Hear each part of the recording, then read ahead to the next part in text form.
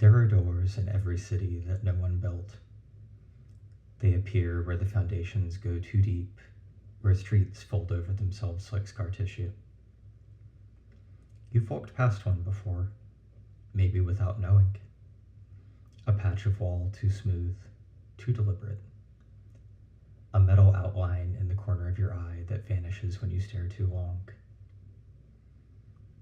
Beneath this city, there's one such door, half buried in clay and soot, behind a forgotten maintenance tunnel.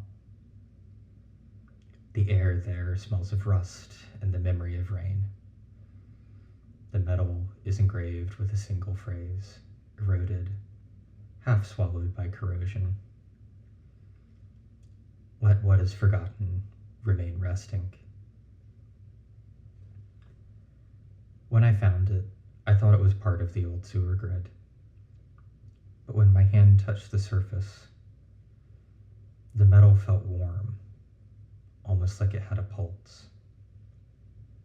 Once, a slow heartbeat from behind the iron, and then the sound of something almost sighing in relief. That was when I realized this door had been waiting, and tonight it decided to open. The stairs are made of limestone, wet and uneven, as if carved by hands that never agreed on shape or rhythm. Each step slopes slightly inward, as though the stone itself wanted to pull you closer to the center. The walls are slick with a film that glitters faintly under the light. Not moss, not mold, but something that shivers when touched. A thin, living membrane stretched between the centuries. Every sound down here feels amplified. The click of the flashlight, the rasp of my breath, the slow roll of pebbles displaced by a careless step. It feels like the tunnel was slowly learning you, cataloging the shape of your footsteps, the weight of your every hesitation. Once, people believed these passages were man-made, part of a necropolis built by a vanished dynasty. But the further you go, the more the geometry betrays you. Corners bend wrong, arches curve inward, like ribs closing around a lung. There's writing carved into the stone, letters that twist away from your gaze like startled insects. You can't tell if they're ancient or brand new, because they shimmer differently every time you look.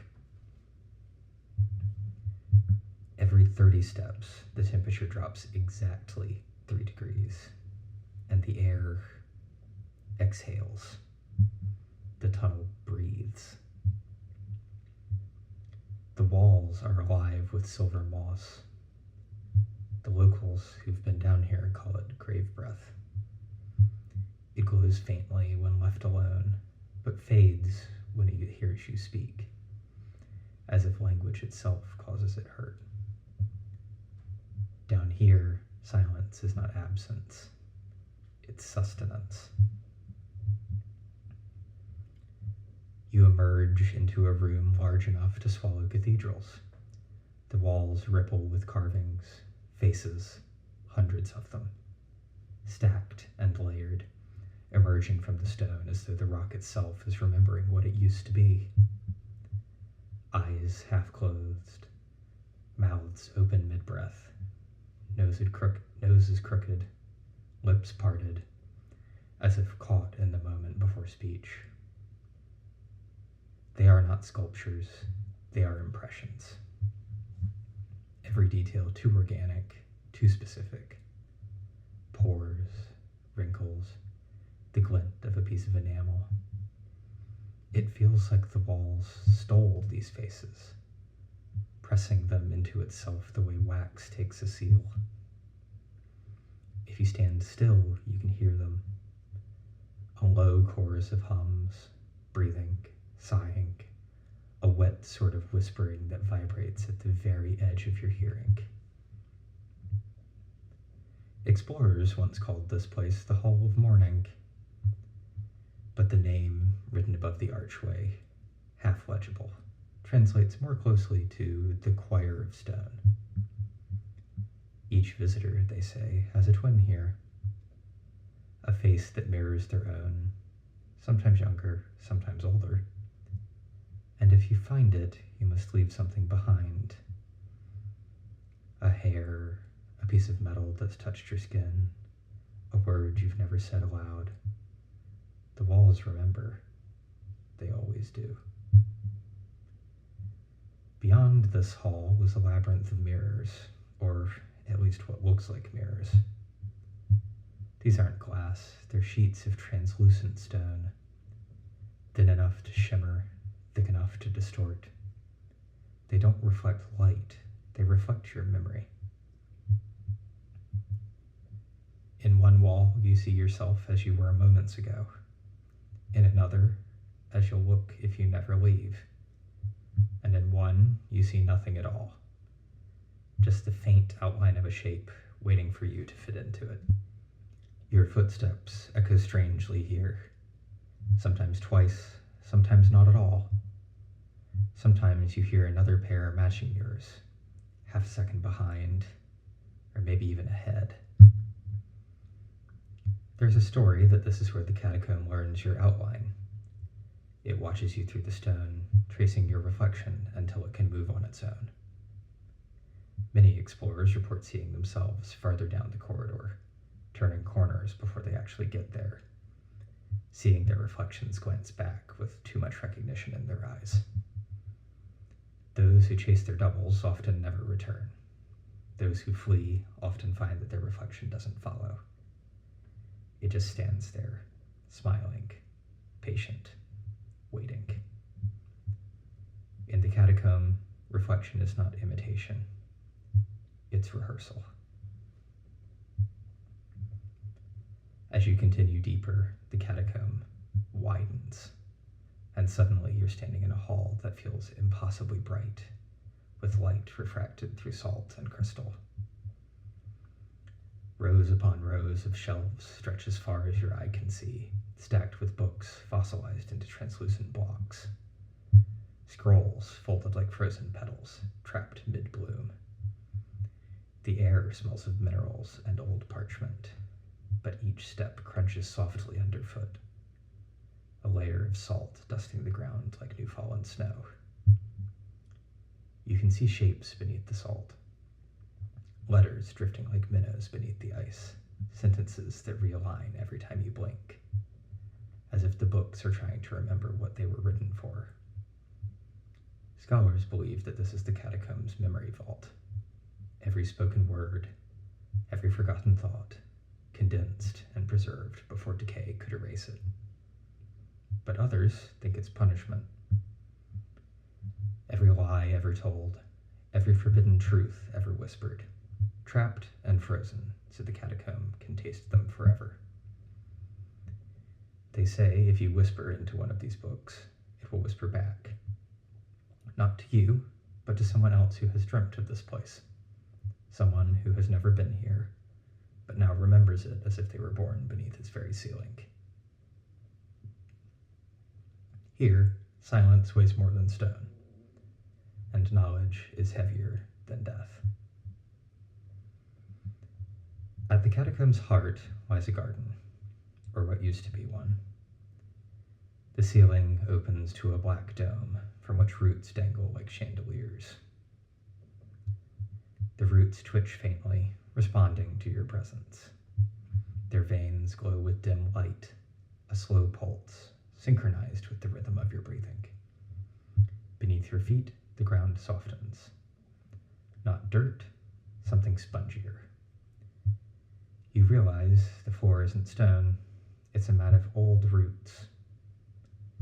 At the center of the room stands an altar made of fused vertebrae, polished until they gleam like ivory. Resting atop it, an indentation the size of a human heart. No one knows what used to be there. Some say a seed that sang. Others say a stone that could have dreams. All that remains is a hollow pulse, an echo that shivers up through the soles of your feet when you step too close. When you breathe here, the roots breathe with you. They contract, expand, as if the entire chamber were alive. A giant lung inhaling centuries of forgotten names. If you listen long enough, you'll hear a whisper inside your own thoughts, but not quite your own. Give, and you may be remembered. That's the trade. The catacomb doesn't want you to worship it. It wants your participation. A piece of you, small, quiet, human, offered to its endless dream of self. Eventually, all tunnels begin to rise. You don't remember choosing to leave, but the walls have decided it's time. The moss fades from silver to gray. The dripping stops. The sound of your footsteps grows unfamiliar, as if the echo comes from someone else walking beside you. When you speak, perhaps to test if you're alone, your voice doesn't come back as an echo. It comes back reversed, perfectly mirrored, syllable by syllable. The catacomb returning your words in its own dialect of gratitude. Up here, time folds. You pass carvings you don't remember seeing.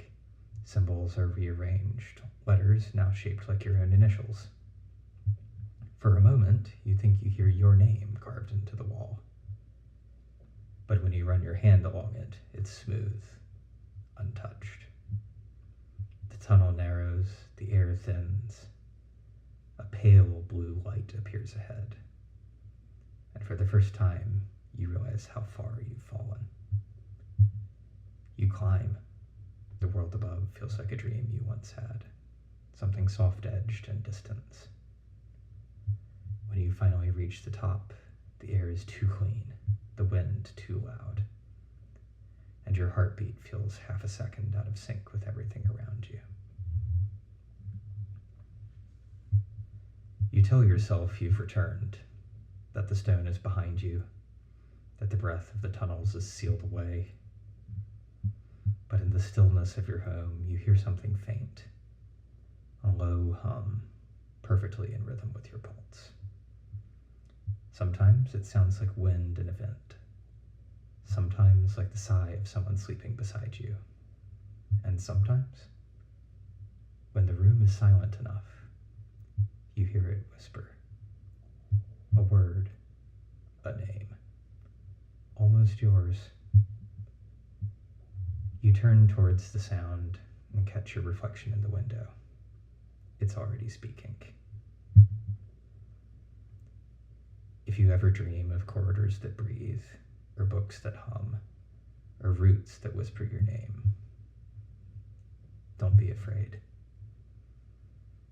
It's only the catacombs.